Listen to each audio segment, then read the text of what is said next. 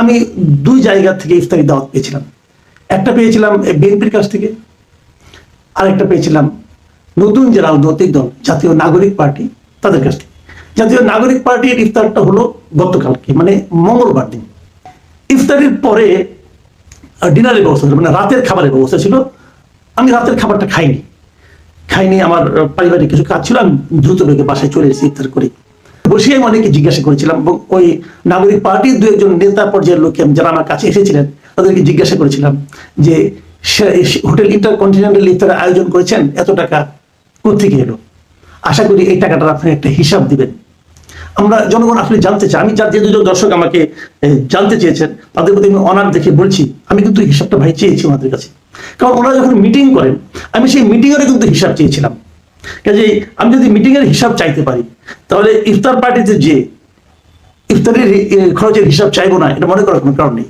তো ওনারা আমাকে বলেছিলেন, ভাই এখান থেকে যে কি আপনি আবার এটা নিয়ে কোনো কন্টেন্টে আমাদের প্রশ্ন করবেন? আমি বললাম অবশ্যই করবো, কেন করবো না? কারণ আমার মনে প্রশ্নটা আছে, যতক্ষণ পর্যন্ত এই প্রশ্নটা আমি না করবো ততক্ষণ পর্যন্ত আমি নিজেই স্বস্তি পাবো না।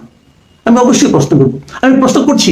এবং পাশাপাশি দুদিন আগে আমি একটু ফাঁক দিতে বলে নেই, দুদিন আগে বিএনপি আমাকে একটা ইফতার পার্টিতে দাওয়াত করেছিল, সেটা ছিল হোটেল ওয়েস্টিনে। এবং ওয়েস্টিনের সেই ইফতার পার্টি আমাকে, ওটা বেসিক্যালি কূটনীতিকদেরকে ইফতার পার্টিতে দাওয়াত করা হয়েছিল, তার সঙ্গে কিছু সাংবাদিক, সিনিয়র সাংবাদিককে দাওয়াত করা হয়েছিল, সেখানে আমাকে দাওয়াত করা হয়েছিল, আমি গিয়েছিলাম। ওখানকার খাওয়া হোটেল ইন্টারকন্টিনেন্টালের খাওয়ার চেয়ে কয়েক গুণ ভালো ছিল, খাওয়ার মান ভালো। ওখানে আমি ডিনারটাও করেছিলাম, যারা ওখানে দেখেছে তারা আমি ডিনারটা করেছিলাম। এবং তাদের কাছেও আমি এই প্রশ্নটাই করতে চাই, ভাই আপনাদের ইফতার পার্টিটা কে স্পন্সর করলো, অথবা আপনারা এই টাকাটা কোথা থেকে দিলেন? এটা কি আপনাদের পার্টির তহবিল থেকে দিলেন, নাকি কেউ একজন স্পন্সর করেছে তার টাকা দিলেন? এবং এই ইফতারে আপনাদের কত খরচ হয়েছে, এটা আমরা একটু জানতে চাই। আমাকে এর মধ্যে আমার হাতে আরো 2-3টা ইফতারের দাওয়াত আছে, আমি তাদেরকে ওই একই কথা জিজ্ঞাসা করবো। এখনই জিজ্ঞাসা করে যাচ্ছি। আমি ইফতারিগুলোতে যাবো, যাওয়ার পর যেমন এবি পার্টি আমাকে ইফতারি দাওয়াত করেছে 18 তারিখে। ওটা অবশ্য কোনো 5 স্টার হোটেল কিনা আমি যাই না, আমি ওখানে কখনো যাইনি, যে হোটেল দাওয়াত করেছে ওখানে আমি কখনো যাইনি, ওটা একটা হোটেল বটে। তো সেখানেও কিন্তু আমি ওনাদের কাছে আগাম প্রশ্ন করছি যে আপনাদের যে ইফতার পার্টি করছেন এত টাকা খরচ করে, এই টাকাটা আপনারা কোথায় পেলেন? আপনাদের নিজস্ব তহবিল? এই তহবিলটা কি করে আসলো? আপনাদের জনগণের পার্টি, কাজে জনগণকে জানান, অসুবিধাটা কি? জানা যাতে কোনো আপত্তি নাই। কাজে আমি আশা করি ওনারা এই উত্তরটা এর মধ্যে দিবেন, অথবা আমি গেলে আমি যাবো, আমি জানতে চাইবো। কাজে আমি জানতে চাইনি এটা যারা মনে করছেন তাদেরকে আমি সবিনয়ে বলছি, ভাই আমি সকালে এক কথা বলা, বিকেলে আরেক কথা বলা লোক নই। যা বলি সকালে বিকালে সবসময় একইভাবে বলি, সবাইকে বলি। আমার যদি কোনো ব্যাপারে প্রশ্ন ওঠে, কোনো সন্দেহ জাগে, আমি যে কাউকে সেই প্রশ্নটা করতে পারি, সেই করার মতো সৎ সাহসটা আমার আছে। কাজেই আমাকে নিয়ে সন্দেহ যারা করেন তাদেরকে সবাইকে ধন্যবাদ। আপনাদের এই সন্দেহ জারি রাখবেন, যাতে নাকি পরবর্তী সময়ে আমি জবাব দিতে দ্বিধা না করতে পারি। এখন আমি অন্য প্রসঙ্গটা আসি। সেই প্রসঙ্গটা হলো যে এই যে ইফতারির যে কালচারটা, আমি কিন্তু এই কালচারটাকে অপছন্দ করি না। অপছন্দ করি না কেন?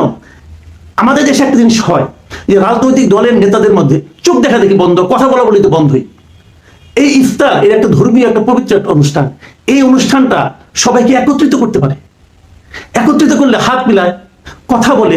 আমি মনে করি পরস্পরের বিরুদ্ধে যে হিংসার যে পরস্পরকে ঘৃণা করার যে প্রবণতাটা, যে কালচারটা, সেটা এতে দূর হয়।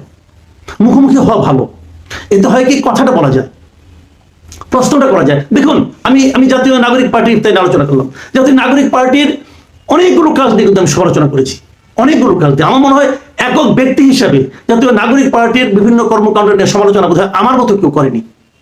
অথচ তারপরে তো তারা তো জাতীয় নাগরিক পার্টি আমাকে নাও ডাকতে পারতো, তারা ডাকলো কেন? এই যে ডাকাটা, এটাকে আমি পছন্দ করি।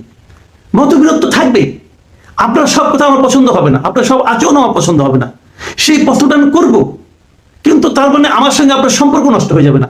আমরা এই দেশে বাস করি, এই দেশের সবাই আমরা এই দেশের নাগরিক, কিন্তু আমাদের মধ্যে মতের নীতিতে পার্থক্য থাকবে বলেই যে এতগুলি দল থাকবে, কিন্তু সবগুলো দল আবার একত্র হবে, বসবে, পারস্পরিক সম্পর্ক বজায় রাখবে, কথা বলবে। কথা বললেই না সমস্যাগুলির সমাধান হবে। এই যে আপনারা আমাকে প্রশ্ন করেছেন, যদি আমাকে প্রশ্নটা না করতেন তাহলে হয়তো আমি এই জবাব দিতে করতে পারতাম না। আবার আপনারা প্রশ্ন করেছেন, এই কথাটা কিন্তু আমার মুখ দিয়ে আবার উচ্চারিত হলো, এতে নাগরিক পার্টিও জানলো তাদেরকে নিয়ে সাধারণ মানুষ কি ভাবছে। আমি মাসুদ কামাল কি ভাবছি এটা কিন্তু ইম্পর্টেন্ট না, ইম্পর্টেন্ট হলো সাধারণ মানুষ কি ভাবছে। সাধারণ মানুষের সেই ভাবনাটা আমরা নাগরিক কমিটির হাতে তুলে দিলাম, ওনারা সেটা জবাব দেবেন। ওনারা কিভাবে এই জবাবটা দেন অথবা দেন না, তার উপর কিন্তু নির্ভর করবে যে সাধারণ মানুষের কাছে ওনাদের দলটা কতটুকু গ্রহণযোগ্য হবে অথবা কতটা হবে না।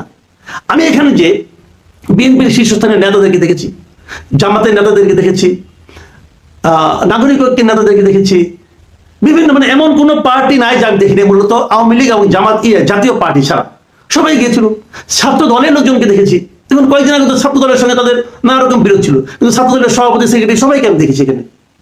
এবং যেদিন দেখেছি, দেখেন যেদিন দেখেছি সেদিন এসে কিন্তু আমি রাতের বেলা যে ছাত্র দল এবং রিজভী সাহেবের একটা বিষয় নিয়ে কথা বলেছি।